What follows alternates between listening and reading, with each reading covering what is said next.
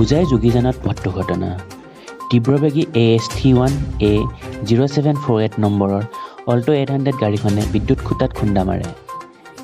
যোগীজান বৰহোলাৰ পৰা হোজাইলৈ আহি থকা অৱস্থাত যোগীজান আমলিপুখুৰী ৰিজাৰ্ভিটত সংঘটিত হয় এই দুৰ্ঘটনা।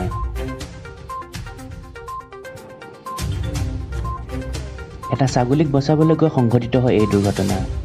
দুৰ্ঘটনাত 3জনৰ ভিতৰত 2জন লোক সামান্য আহত হয়। আহত 2জনৰ নাম ক্ৰমে আব্দুল ৰাজাক আৰু মজিবুৰ ৰহমান। ঘটনাস্থলীত যোগীজান আৰক্ষী উপস্থিত হৈ দুৰ্ঘটনা হোৱা গাড়ীখন যোগীজান থানালৈ লৈ যায়। গাড়ীখন মানে মই ইফালৰ পৰা চলাই আছোঁ, ষ্টাফৰ মানুহ দুজন পিছত আছিলে, ছাগলী এটা পৰিল, মই ব্ৰেক মাৰিলোঁ।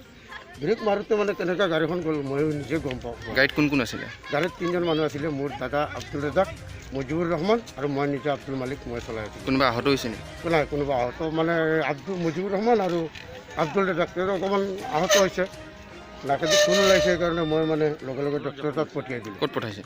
পঠিয়াইছোঁ হামত পঠাইছে। হোজাইৰ পৰা আৰিফ হুছেইনৰ প্ৰতিবেদন NDA 24/7।